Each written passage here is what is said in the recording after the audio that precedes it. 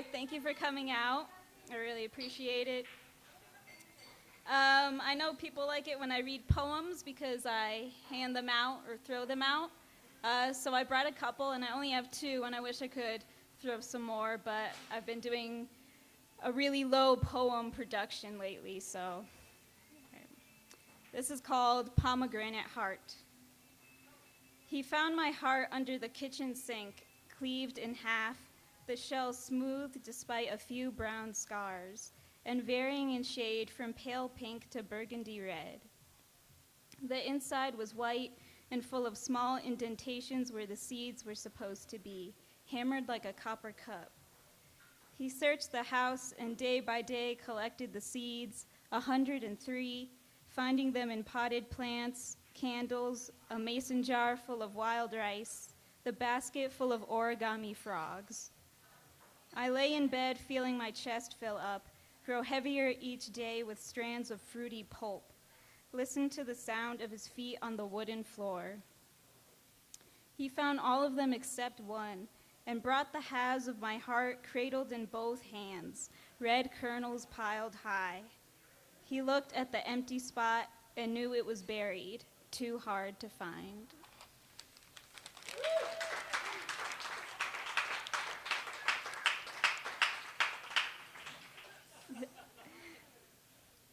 All right, this next one is a cento, which is a poem made of lines from other authors. So like you take ones that you like and kind of put them together to make your own poem. And this is called Human. Only the human is interesting. Some wait a lonely lifetime. Others find the road that stretches out ahead. They do some wonderful things. They have some wonderful fun. Sing the body electric and feel the pliancy of willing flesh. People, so sweet and so cold, harp about love and its difficulties, and of what there would be no end.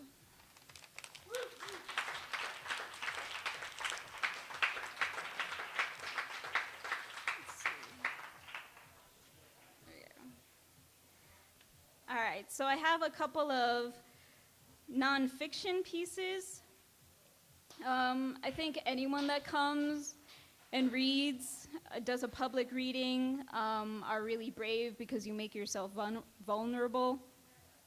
And my older brother, thought I was brave even before I started doing this, so that made me really happy, and I wish he could be here to see me read. And tomorrow is his birthday, and he would be 34 years old.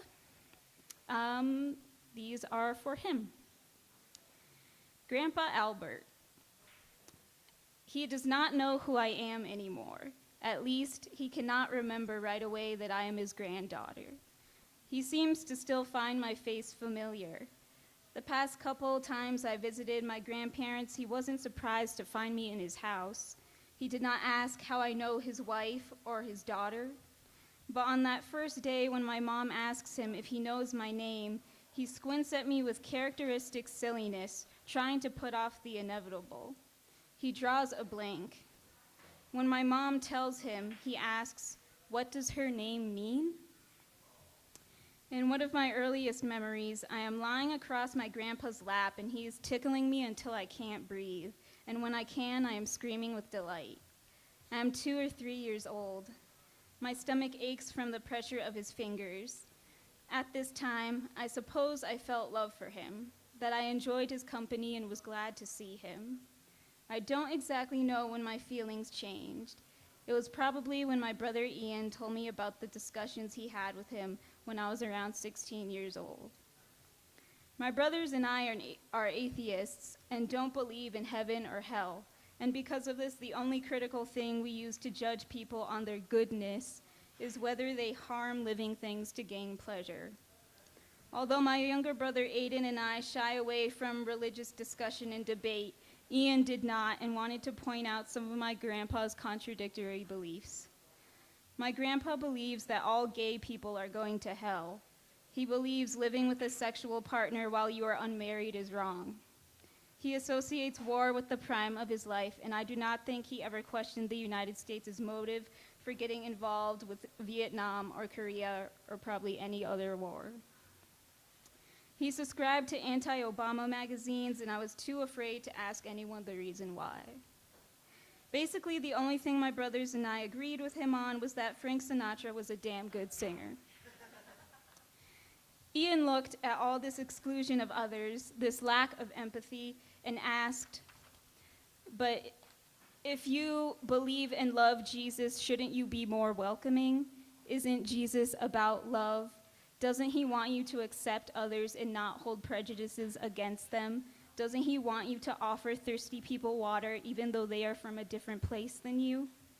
My grandpa simply shook his head and told Ian that he was wrong, that you should not question the Bible, and that he should drop the subject. My brother didn't, and my heart blooms when I think about his strength and that a fight for love and empathy should not be given up easily. I know that my grandpa is not the only person who thinks this way, and that many people from his generation are thought to have old-fashioned ideals. I think he was afraid of doubt and didn't want his faith shaken by my brother's probing. But to be stubborn and push empathy away is something I cannot easily look past. Now my grandpa is stooped, skin hangs off his throat, and he takes 1-inch steps. He looks like a frail, lost man. He wakes up in the middle of the night, gripped by panic, not knowing where he is. He cannot tie his shoes.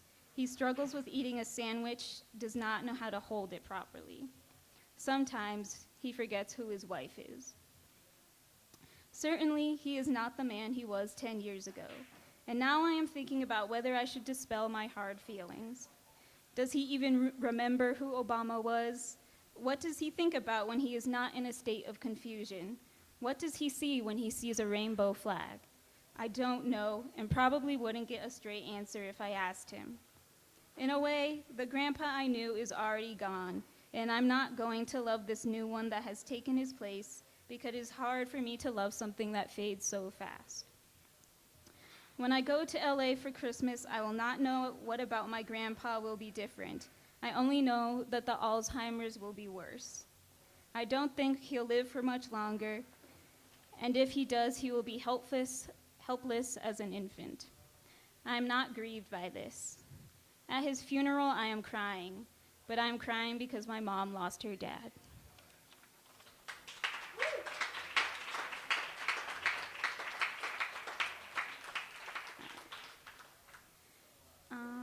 This next one is called Baker Avenue, Schenectady, New York. All the houses on Baker Ave were duplexes, with one apartment on the top and one on the bottom, but from the outside they looked like 2-story houses, except they had 2 front doors. My family lived on the bottom floor. My dad, at least I remember it being my dad, planted tulip bulbs in our front yard. They bloomed red and yellow. 9 years later, my mom told me they still came out every spring. In the kitchen one Saturday morning, my dad grabbed my mother from behind, his elbow locked around her throat, and she screamed my older brother's name, but he was at the high school taking his SATs and could not help her. Baker Ave was a very communal street. All the children played together and all the adults knew each other's names and would sometimes lend each other food. I don't know if my dad let go of my mom because he saw me watching, but he did let go. The police showed up later, and I don't know who called them. Baker Ave was a one-way street, and every time our neighbors and I saw a car going the wrong direction, we would shout, "You're going the wrong way." We lived across the street from Howe Elementary, and although we did not attend this school, Aiden and I spent most of our time on its 2 playgrounds. The gates were never locked, even at night. One night, Ian and his friends lit an illegal firework in the bigger playground, and it sounded like a bomb. Although our neighbors did not investigate, I'm sure they were startled and not used to such sounds. Most of the kids on Baker Ave came from broken families, and when my parents separated, we were added to the lot. My mom walked me to the bus stop at the end of the street every morning. One day, my bus driver told me that instead of all the other kids, he wished he had a bus full of Mias. One of Ian's friends gave him his pet snake because he couldn't take care of it anymore. I would walk with him and my mom to the pet shop where they would buy mice for its food. When my parents filed for divorce, a lawyer came to the house and asked me if I wanted my mom and dad to get divorced. I told her no. We had a huge weeping willow in our backyard, and I was so light I could swing from its branches, whereas when my friends would try, the branches would snap and they'd fall to the ground. One day, the landlord had landscapers come and take some of the branches down. I cried. When I saw my mom cry for the first time, I asked my dad why she was sad, and he said it was because I wasn't picking up my toys, which were spilled all over the living room carpet. I knew this was a lie because my mom hadn't asked me to clean up yet, and I always followed her orders. I picked them up anyway. My dad liked Halloween more than I did and wanted to get as much candy as possible when we went trick-or-treating.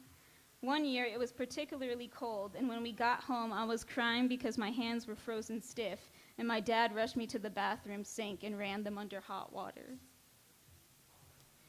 On the night my parents had their worst fight, I laid in bed listening to them, hiding under the covers. Eventually, my mom ran out of the house and into our Mazda, and she started backing out of the driveway. My dad jumped onto the hood of the car, but my mom didn't stop, and she nearly ran over his head when he slid off.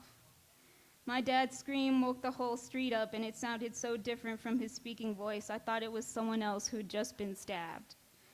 That night, Aiden and I slept at the neighbors'. Ian went with my dad to the hospital, and my mom drove to the jail where she spent the night after telling the officers what happened. On the nights my mom came home from work, she would kiss my dad, and it wasn't just a peck on the cheek.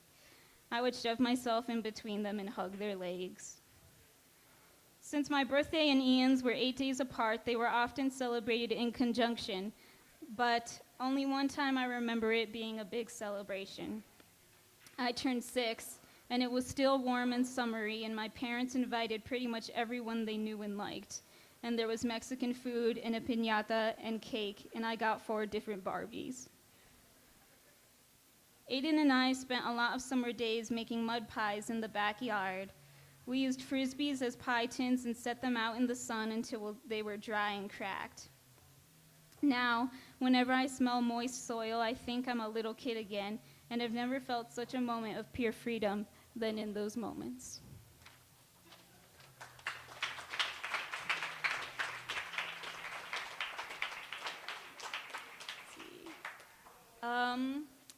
So I am in my second year at the MFA program at NAU, and so I'm going to be starting my thesis. And at Juniper House, I think Blake described it as 8 months of pain and torture, which I do not agree with, but I have my shit together and Blake doesn't, so. Yeah.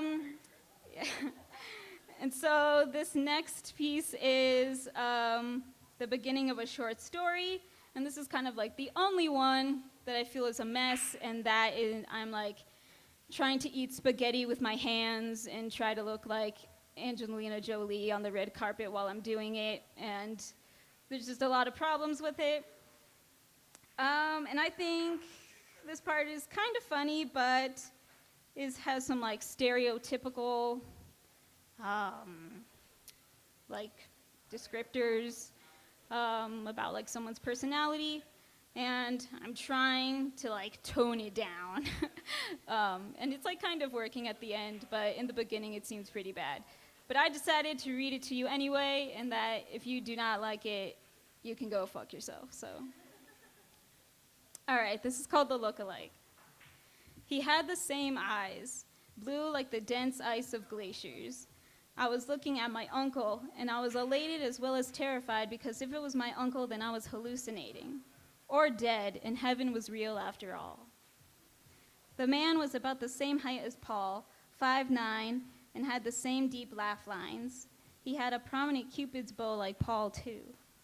What eventually made me realize this was not my uncle waiting at a bus stop outside Walmart was that Paul was always well-groomed. He meticulously cleaned his nails every morning, and this man was a bit disheveled. His uncombed hair was long, almost past his shoulders, and streaked with gray. A thick beard covered his cheeks and jawline. He wore a dirty, worn Yankees cap and faded jeans that were loose at the knees. A bulging backpack was slung over one shoulder. Also, I don't think Paul ever rode a bus or shopped at Walmart. My car was at the back of the parking lot right behind the bus stop, and if I parked closer to the store, I probably wouldn't have seen him.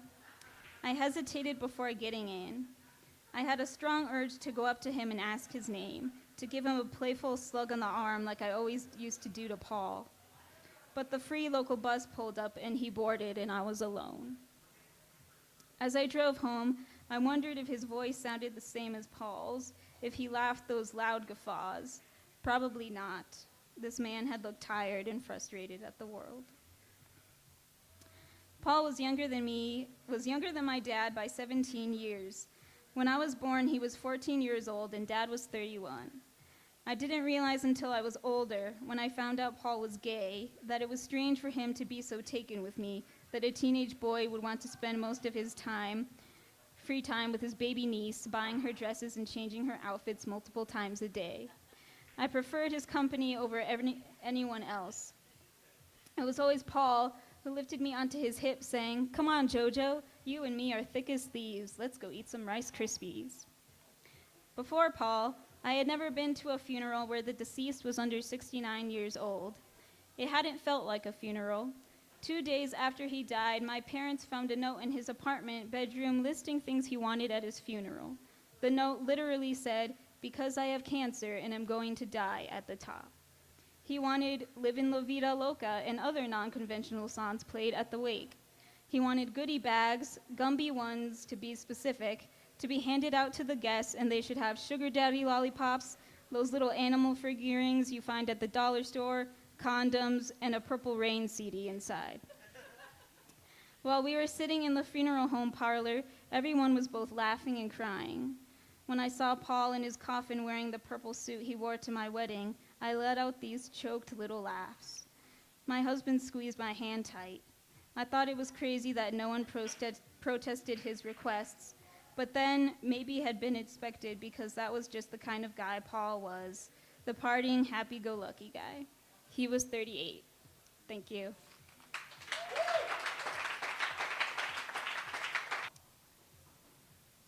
So I always like to start out with an intro poem, which kind of serves as like a confession poem.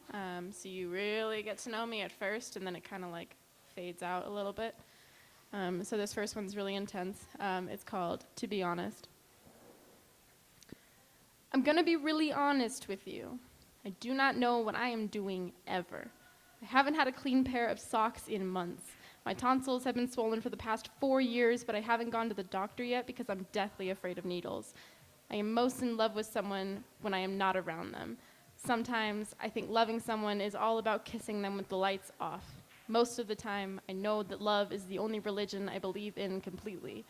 There's this thing called the question game that I saw 2 people play in a movie once, and the only way to lose is if you can't come up with another question.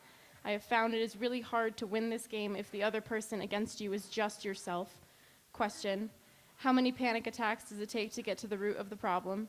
How many steps are even on the stairway to heaven? Also, do you think there are fast passes for heaven? And if so, I have an extra one from Splash Mountain that expired a few months ago. Do you think that might work? I believe that forgiveness is less about letting go of the wrong someone did to you and more about letting your hands rest from hanging on so tight. The most memorable thing I learned from my mother is that a woman can hold her broken heart in one hand and still swing a sledgehammer in the other. I wear heels everywhere because I know I look amazing in them. I keep telling people I want to go to law school, but really I just want to have gone to law school already. I am terrified that one day my sister Veronica, who is 17 as I write this, who will graduate high school soon and grow up and move away and become a real live person, will someday read my poetry. I am afraid she will see me as I always have been, terrified and confused and still figuring out how to be a real live person. During high school, there was a period of time in which I had unlearned how to cry. The trauma of a violent and unpredictable home teaches you how to be thick-skinned and silent all the way through. In the worst of it, There were nights when I would imagine that someone I loved had died in some unexpected way, like a car crash or a heart attack. This is how I remembered how to be sad. This is how I realized that death is something I wish upon nobody. Jess Howard once said they wish there was an instruction manual for life. I like to think it's just a really big chapbook. I want to believe that church is wherever the poetry is loud and where the people do not apologize for their heartbeats. I see Bibles spilling out of every one of your voices against a microphone. I want to believe that heaven came down to meet me here. Hi, I'm Kimberly. I think being alive is really hard, but it hasn't killed me. Not yet, at least.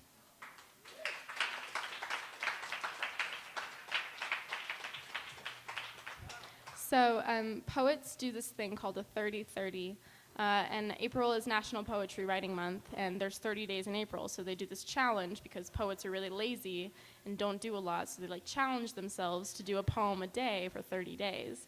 And I'm currently in the middle of a 365, and it's awful. So I have a lot of poems in here that are from that. So they don't have titles, but they're worthy of this. So I lost my head somewhere underneath the soft spotlight of an Arizona sunset. It's gone. Ran across the border to California and came back screaming. Said I might be lost, but I know I don't belong there. My head has since been coming back to me slowly. It calls back every once in a while to tell me about the streets it wants me to love again.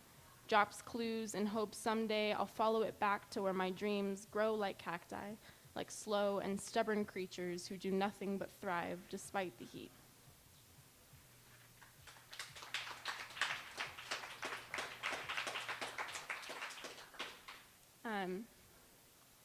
There's no segue for this.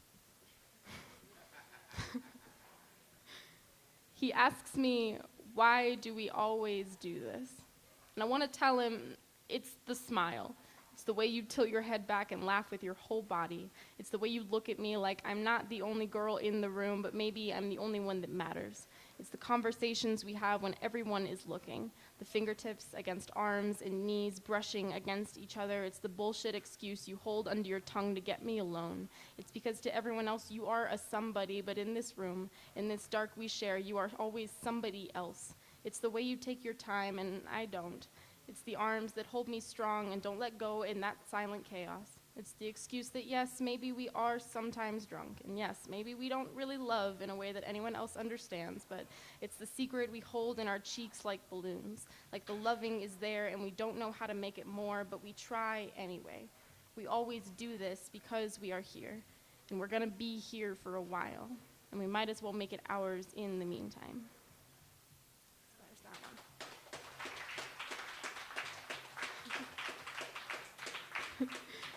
Sometimes I just look up and I'm like, oh God, I'm here. So that's a thing. So I was very privileged to be able to travel in Europe for a month over the summer. I highly recommend it if you can afford it. And so I went to Barcelona, Paris, a bunch of other places. And so I wrote some poetry, and I haven't read it out loud yet, so forgive me. My throne is a sandy Barcelona horizon line. The ocean calls me child between my somersaults and pushes the seashell babies back on their feet.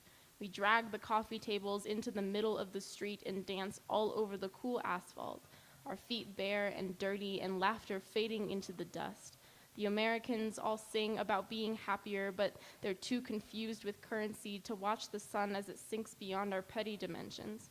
And I feel the rumble of thunder in the distance. I like to think it's the horses becoming self-aware and leaving all the derbies for their moon-bathed meadows. Somewhere on a Spanish man's front porch, the mosquitoes are crying in thirst. It is so easy to forget what hunger does on this side of the water. The pinball machine hasn't been working since 1993, but we hold on to the magic it takes to feel like winners, keep playing games just to hear the noise again. They say this is paradise, but I am an ocean away from my mother, and I miss her more than she wants me to. I keep going back to the crunch of pine needles under my feet, the light catching between the branches, the simple love I can't shake out of my bones for home.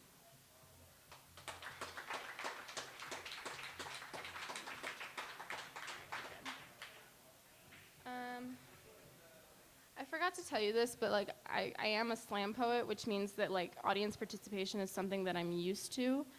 So if you feel a line or something like that, you can snap. Can we do that real quick? Can we all just snap? Yeah. See, now you're comfortable with it. Yeah, so now you can do it. What a relief it is to be reminded of how much you are loved, to look down at your hands and let them speak you memories of wanting and missing and coming back again, to look through the living room window of this old and chairless apartment and see the laughter as it fogs up the glass, to feel the rhythm and thunder behind the bass line, and all you want is to share this family with the world, show them this. This is what I was missing. Do you feel it? Can I hope that you feel it? It is yours too, to climb the stairs and feel your skin peeling off in all its layers back to the core, where open arms welcome it right back out.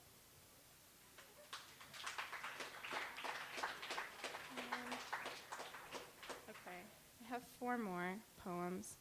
I only write poetry. I have written a little bit of nonfiction and stuff, but it's not my thing. I like poems. They're fun. You are the California wave rushing to meet the toes of a woman who has since been dreaming of back roads and flat horizons. She is sleeping away the sunlight in hopes that soon she will find her way back to the breeze blowing through the curtains. You are her city's snapshot, her neon light despite the smell of ash and pavement reeking from the sewer system. Her heart skips a beat at every sidewalk crack she stumbles over. Everything about you is a universe trapped inside a mason jar, one crack away from spilling the entire galaxy into her lap. You cannot see the meadow for the storm it took to bloom there. You cannot hear the rain for the sound of screeching cars and traffic lights blaring. You cannot feel the warmth of the sun against your windowpane skin, but baby, I remember this for you. Surviving is a victory, but thriving is the best revenge you could give yourself. Don't give up on your destiny. Don't forget the poetry living inside of you.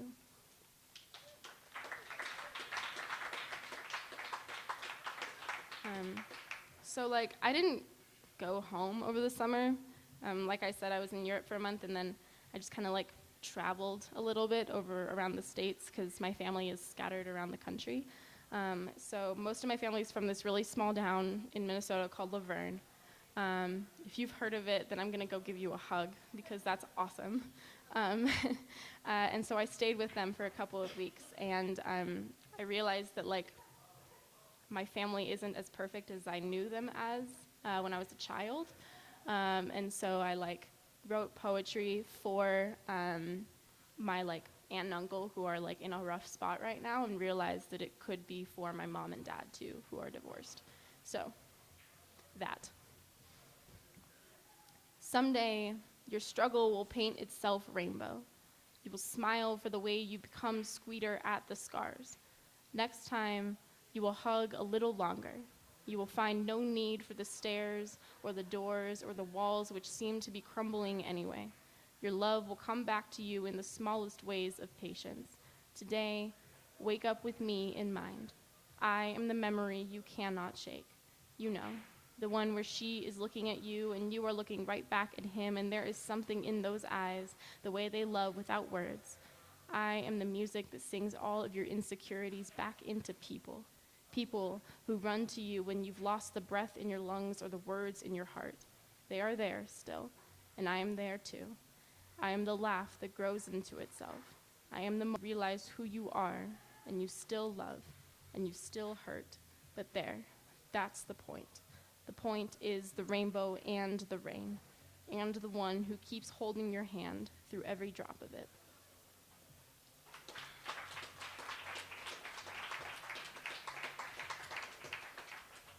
Okay. All right. 2 more. I went real fast. It's all good, though. Oh, I'm selling chapbooks. I forgot to tell you that. They're in my backpack right now. But can you bring me my backpack, Jordan? Thanks, you're the best. Because I want to show you it. So it's called Moments of Tangency, and it has 10 of my poems in it. and I'm selling it for 5 money. And it's very small and unsure of itself, but it's like me, so yes, there it is. It's there. I take cash or Venmo, and I'd appreciate your monies. Shameless plug. Okay. Back to the poetry. Right. This poem goes out to all the self-proclaimed sinners with hand-me-down prayers and Bibles for hands. Someday, I want to go to Portland. I want to fall asleep under its streetlights and wake up with the word humble spilling out of my throat like I am relearning how to remember other people in my story. I want to go back to the night in Flagstaff when I walked into the party an hour late and everyone screamed my name like oxygen. I want a fast metabolism and an undying hunger for breakfast food. I want to take back the still in the air as I race down St. Rose Parkway in Las Vegas, Nevada, with the windows down and the midnight dust coming home in my skin. I want to lose myself. I want to find it again. God, hear my half-gutted gospel and let me dance until every dying part of me is breathing again. Let me dance until I've saved myself from making a mistake like heaven. Build me a new heart. This one has lost its way too many goodbyes ago, and I've forgotten the drumbeat in my poet's ribcage. Lord, I am all flesh and no courage. I am all blood and no breathing left to keep going. I am reckless sprint in a pop song, always overdosing and still hungry for more heat. And still the plague of death blackens our country, and still we do not mourn what will become of us soon enough. Lord, let us live. Let us remember ourselves again. Amen, amen, amen.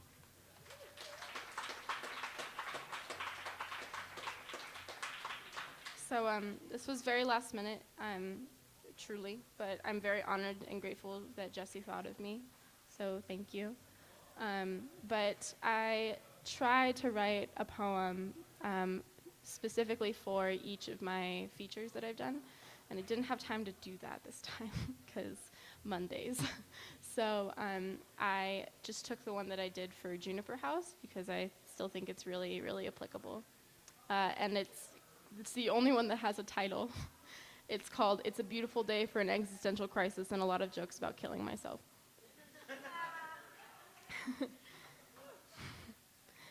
This is not a poem. This is not the part in the night where you listen for the answer. The question still lingers like a song composed entirely of pictures that were not clicked into permanence. The question crackles under our feet like fallen leaves or fresh, crisping snow. The question floods our mouths like a gasp, collapses our lungs with punctuations and stifling. So really, who is this girl? Where did she come from? And dude, I get it. I am 20 years old. I am filled with sugar and unsolicited experience. I have no advice for you that you have not already heard. But this is what I know. I know that there are days when the walls become punching bags and the women turn back into mannequins. These are the days when your voice becomes a default setting on a device you have forgotten the password to. When the bed is a friend you keep introducing yourself to over and over again. When the last time you ate was before yesterday's nap and you haven't seen another person in days. I know these minutes, like they are years of floating in silence. On these days, I remember you. And maybe this doesn't help the way it should because depression is not a dream. You do not wake up from it. It is not a TV show you can turn off. But I give myself a selfish moment of writing down a to-do list. On the top of the list it says love, and every other task is a person. And I remember you, all of you. I remember to love you, and the bottom name is myself, and this is what I know. I know how good this is. I know how bad life is, and how bad things have no lifespan here. Then poets become metaphors for things that stay alive, and for just another moment we are our own advice. And I swear, this is not a poem. It's a to-do list. Every line is another person I will love today, and the secret is that it is you. You are the poem. I am just this girl who's lived 20 years and wants to tell you that she loves you, and that maybe this time it will be enough. Thank you.